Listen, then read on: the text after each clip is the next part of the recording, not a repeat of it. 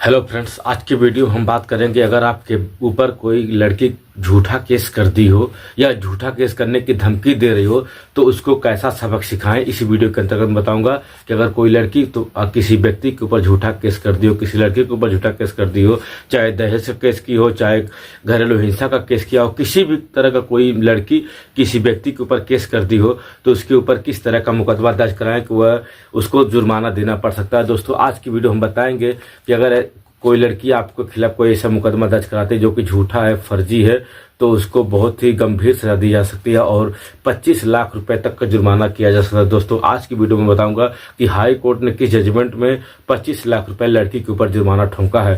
चलिए दोस्तों, वीडियो को शुरू करते हैं। दोस्तों, मैं जानकी निषाद एडवोकेट आप सभी के अपने पसंदीदा YouTube channel law education GK में स्वागत करता हूँ। दोस्तों, आज की वीडियो में हम डिस्कस करेंगे कि अगर कोई लड़की या कोई महिला आपके ऊपर कोई झूठा केस करने की धमकी दे रही हो या झूठा केस कर दी हो तो उसे कैसे सबक सिखाएं। चलिए दोस्तों, वीडियो को शुरू करते हैं। उसके पहले दोस्तों, अगर आप चैनल पर नए हैं चैनल को सब्सक्राइब कर लीजिएगा और क्योंकि मेरी ऐसी वीडियो आपके पास आती है तो चैनल को सब्सक्राइब जरूर करें। चलिए दोस्तों, वीडियो को आगे बढ़ाते हैं। दोस्तों, अगर कोई लड़की कोई महिला अगर आपके खिलाफ कोई झूठा मुकदमा करने की धमकी दे रही हो, दहेज का मुकदमा करने की धमकी दे रही हो, घरेलू हिंसा का मुकदमा करने की धमकी दे रही हो या किसी भी तरह की मारपीट का मुकदमा करने की धमकी दे रही हो या कोई लड़की आपके खिलाफ झूठा छेड़खानी का मुकदमा करने की धमकी दे रही हो तो दोस्तों उसको आप अच्छा सा सबक सिखा सकते हैं। उसके खिलाफ एक गंभीर धारा में मुकदमा दर्ज करा सकते हैं। दोस्तों, उसे आईपीसी का सेक्शन 506 के तहत एक गंभीर अपराध के तहत दोषी ठहरा सकते हैं और अगर जजमेंट करवा ले गए आप तो उसको सजा हो गई तो ये मान चलिए कि 2 साल तक की सजा उस लड़की को हो सकती है। जी हाँ दोस्तों, अगर कोई लड़की आपको सिर्फ धमकी दे दे, एक बार धमकी दे कि मैं तुझे झूठे छेड़खानी के मुकदमे में फंसा दूंगी, तो आप उसके खिलाफ 506 आईपीसी के तहत एफआईआर दर्ज करवा सकते हैं और उसे जुर्माना से दंडित करवा सकते हैं, 2 साल तक की सजा करवा सकते हैं। दोस्तों, अगर कोर्ट थाने से अगर आपकी एफआईआर दर्ज नहीं होती है, मान लीजिए आपने दरखास्त दिया और थाने से एफआईआर दर्ज नहीं होती है तो आप सीधे कोर्ट में सीआरपीसी के सेक्शन 200 के तहत आप वहां पर परिवाद दाखिल करके आप वहां पर मुकदमा दर्ज अपना करवा सकते हैं।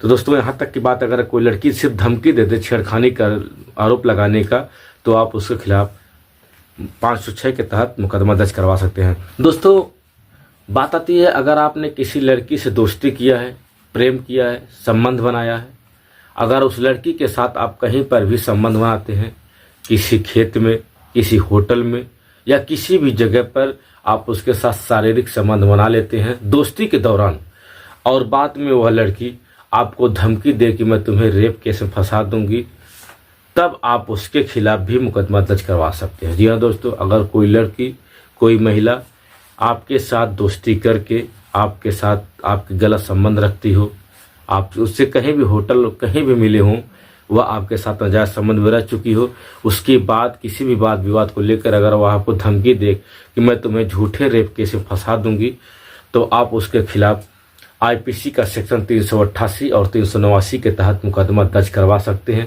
दोस्तों, इसमें 10 साल तक की सजा का प्रावधान है।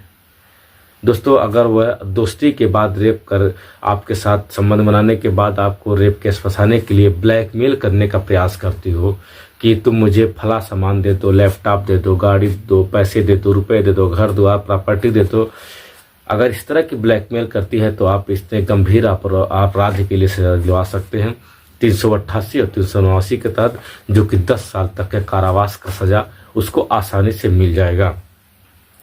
अब दोस्तों, आजकल हनी ट्रम्प जैसे मामले तमाम चलते रहते हैं कि किसी को प्रेम जाल में फंसा करके उससे पैसे ऐंठना, तो इस तरह के अपराध आज समाज में बहुत ही ज़्यादा पैमाने पर हो रहे हैं। पहले लोग प्रेम करते हैं एक दूसरे से, फिर उसके बाद प्रेम जाल में फंसा कर उससे पैसे ऐंठते हैं। अगर इस तरह की कोई महिला कोई लड़की आपके साथ ऐसा बर्ताव करती है तो आप उसके खिलाफ आईपीसी का सेक्शन 388 389 के तहत मुकदमा दर्ज करवा सकते हैं, उससे 10 साल तक की जेल करवा सकते हैं। दोस्तों, अगले अगर तीसरी बात हम करें, आजकल दोस्तों फेसबुक पर, व्हाट्सएप पर एक लिंक आता है और आप उस लिंक पर क्लिक करते हैं तो लड़की की नंगी तस्वीर आ जाती है और आपकी वीडियो भी वहाँ पर चली जाती है। तो बाद में वह चैट के माध्यम से आपको प्रताड़ित करती है कि अगर आपने मुझको पैसे नहीं दिया, आपने मेरा शरीर नंगा देखा, मैं तुम्हें 354 का मुकदमा करा दूंगी, ये करा दूंगी, तुम्हें जेल भिजवा दूंगी। इस तरह के अगर आपके साथ कोई घटना होती है, कोई ब्लैकमेलिंग करती है कोई लड़की या कोई महिला, तो आप उसके खिलाफ भी आईपीसी का सेक्शन के तहत 383 के तहत आप मुकदमा दर्ज करवा सकते हैं। 383 और 384 के तहत आप उसके मुकदमा दर्ज करा सकते हैं और उसे कठोर से कठोर सजा दिलवा सकते हैं। दोस्तों, यह भी मुकदमा आप परिवाद के तौर पर दर्ज करा सकते हैं। कोर्ट में जाकर सीआरपीसी का सेक्शन 200 के तहत आप उसके खिलाफ मुकदमा दर्ज करा सकते हैं। दोस्तों, इन सेक्शनों में उसको 2 से 3 साल तक की कारावास हो सकती है। तो दोस्तों, अगर कोई व्हाट्सएप से, मैसेज से, किसी भी तरह से आपको कोई चैट के माध्यम से परेशान करे, ब्लैकमेल करने का प्रयास करता है, तो 283 या 284 के तहत आप उसके खिलाफ मुकदमा दर्ज करा सकते हैं, जिन्हें 2 से 3 साल तक की कारावास हो सकती है। दोस्तों, जो भी मामले बनते हैं, चाहे कोई लड़की हो, महिला हो, अगर किसी भी व्यक्ति को धमकी देने का प्रयास कर दे तो आप उसको 506 के तहत मुकदमा दर्ज करवा सकते हैं। अगर वही महिला, वही लड़की अगर आपको घरेलू हिंसा केस, दहेज केस में फंसाने की फर्जी मुकदमे करने की धमकी देती है, तो भी आप उसके खिलाफ कार्रवाई करा सकते हैं। कोई भी ऑनलाइन चैट के माध्यम से, ऑनलाइन नंगी तस्वीरें भेज करके आपको ब्लैकमेल करने का प्रयास करता है, तो आप उसके खिलाफ भी कठोर कार्रवाई कर सकते हैं। अगर कोई भी लड़की, कोई महिला आपके साथ दोस्ती रखती हो, दोस्ती रखने के बाद आपके साथ रिश्ता बिगड़ जाने के बाद आपको ब्लैकमेल करती हो, आपसे रुपए की डिमांड करती हो, तो भी आप उसके खिलाफ इन सेक्शनों के अंतर्गत कार्रवाई करवा सकते हैं। दोस्तों, जो कोर्ट होती है, कोर्ट ऊपर उसके जुर्माना लगाने का जो प्रावधान होता है, या जरूरी नहीं है कि कोर्ट कितना जुर्माना लगा सकती है।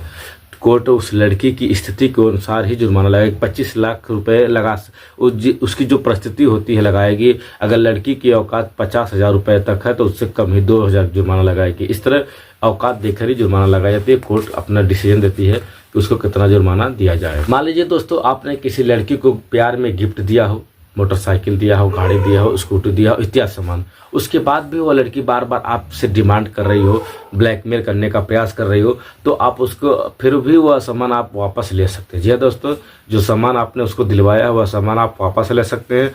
आईपीसी का सेक्शन 406 के तहत आप पुलिस स्टेशन में मुकदमा दर्ज करवा सकते हैं। जी हाँ दोस्तों, पुलिस स्टेशन में आप मुकदमा दर्ज करवा करके उन सामानों को अपना वापस ले सकते हैं।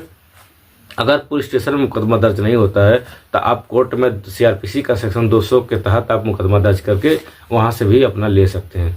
एक और सेक्शन जो होता है, अगर कोई लड़की कोई भी ऑनलाइन चैट के माध्यम से धमकी देता है कि अगर पुलिस के पास गए तो तुम्हारी वीडियो वायरल कर देंगे, ये कर देंगे, तुम्हारे ऊपर झूठा केस लगवा देंगे। अगर इस तरह कोई धमकी देता है, पुलिस के पास जाने से रोकता है, तो आप उसे आईपीसी का सेक्शन 190 के तहत कार्रवाई करके उसके खिलाफ कार्रवाई कर सकते हैं।